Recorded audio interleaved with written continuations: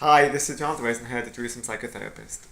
In this week's Torah and Psychology post, Pinchos, we're going to deal with you could say, the ultimate conundrum that parents of teenagers are faced with, and in particular what I've seen many times with my work with parents and teenage clients.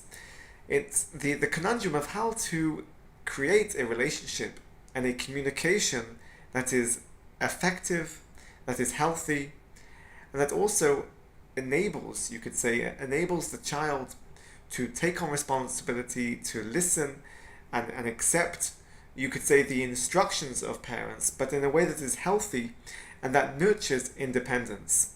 Because even within the interaction between a parent and a teenager, where there is this development of individuation and differentiation, and the child is starting to develop their own independence, which is separate from the parent, there is still a relationship there. There is still an interaction, and also there is there is still a hierarchy. If we look at family systems, there is an understanding of a hierarchy of the parents and the children, and they don't belong to the same category.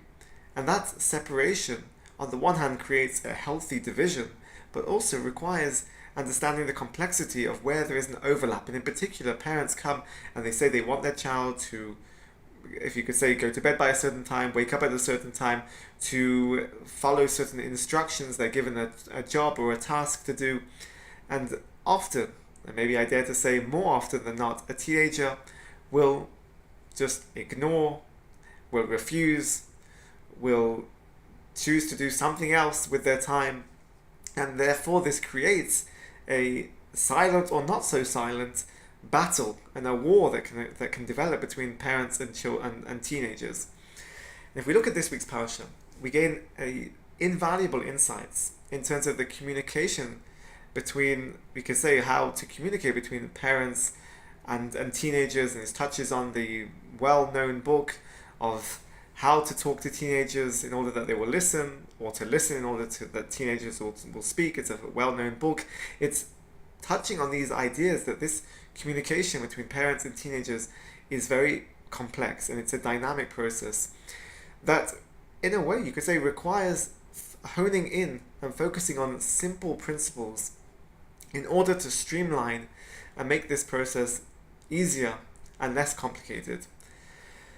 So if we look at this week's parsha, we can look at two different aspects, and two prominent aspects of this week's parsha is dealing with Pinchos and dealing with Yehoshua. Pinchos, in his act, in what seemingly in killing, murdering Cosby and Zimri, and the way that the Torah presents this action. And the pasuk describes how Pinchos, it relates his family background all the way going back to Aaron HaKohen. And the Mepharshim want to ask and deal with this question of why we have to go back to understanding that Pinchos was related to Aaron HaKohen. And famously we're told that Aaron represented peace, he was Rodef Shalom. So therefore this presents the idea that what Pinchos did, although it was a murderous act, it was done and was generated, it came out from a place of righteousness, we can say, of desiring peace. And therefore, in a way, it made the act legitimate. It was able to justify this murderous and seemingly aggressive act. But what we can take out from this is that we're not just saying, well, trying to put a positive light on his behavior. There's a deeper understanding to what is going on here. That Pinchos, and not just Pinchos, we want to say, when you give out an act which is seemingly a punishment, it has to be done in a way that is devoid, and that you're able to filter out any sense of anger, of vengeance, and a sense of tension, or trying to punish as a punitive act. What we see from Pinchos is this action of giving out punishment was done for pure reasons, that it was done from a calm, understanding, a rational place, where the person, the Pinchos, knew this is the right thing to do.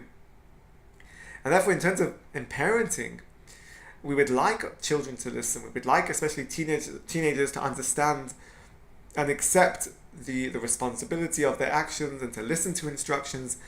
And this is sometimes where it can reach a point where the child doesn't listen, And this brings up the question of, is punishment a acceptable tool to use in parenting? This is going away from the traditional sort of behavioral approach of saying if you punish, and you punish, it teaches sort of a negative conditioning. We're not going into that aspect of trying to teach a child through behavioral, whether it's Watson or Skinner approach of punishing in order to ensure an outcome. That's not the approach. Punishment, there is a certain place within parenting where you could say punishment works, and that is it's actually diluting the negative connotations of punishment, and rather it's changing it to consequences. That when an action is performed like Pinchos, and a parent function from a place of rational focus, from a place of emotional calm and regulation, and therefore they say that because as a result of a child not listening there is a consequence, and that is in a sense coined or understood within the conceptualization of a punishment. Actually, it's done from the right place. It's coming from an understanding of this is for the benefit of our relationship. It's a result, and it's manifesting from a place of shalom. And that we can learn out from Pinchos, that within the interactions of a parent and a child, there is a place for this kind of action or interaction which involves punishment in order to bring about a certain result, or to instill the understanding and appreciation of consequences. If we look at Yehoshua was, when Moshe was told to appoint him, the pasuk says, Kach lecha et Yehoshua, take Yehoshua. And Rashi says, what does it mean, kach? It means to convince him with words that Yehoshua might not want to become leader. There is this, you could say, a avoidance that Yehoshua would not want to become leader of Bnei Yisrael after seeing what happened to Moshe Rabbeinu and Aaron HaKohen, and seeing all the troubles and the complaints that they had to suffer by being the leaders of Am Yisrael. What Rashi is saying, and what Moshe is being told to Yehoshua, is that you should convince him, and convince him with words that this is actually going to be a good thing, it's positive, it's worthwhile, it's a zchut, it's something which is going to be in a way worthwhile for him, for Yehoshua to do, to have this honor of leading Am Yisrael. He needed to be convinced. He couldn't just be commanded and told, do this, you must become the leader of Am Yisrael. To be told like a parent that says to a child, you have to do something, because that's not going to win them over. That's not going to be convincing, and they're just going to perhaps rebel or refuse. The kach lecha is to convince with words, to be able to talk to your child, to be able to talk to your teenager in a way that at the end of the day, they feel like they are making the decision for themselves. That through this interaction and through this communication, the child is coming from a place of agency, that they feel that the decision is theirs, and that's the most important thing for a teenager. And especially in the interaction between a parent and a child, that the parent allows the child to still feel as if the decision is theirs, that they are making the decision because this is what the conclusion they have come to on their own. Through the interaction, through the perhaps convincing words of the parents, but at the end of the day, it was Yehoshua that decided, and at the end of the day, if a teenager makes the decision, that is the best result. That is the most productive and healthy end result that can come out through the communication between a parent and a teenager. I wish you a good Shabbos, and keep well.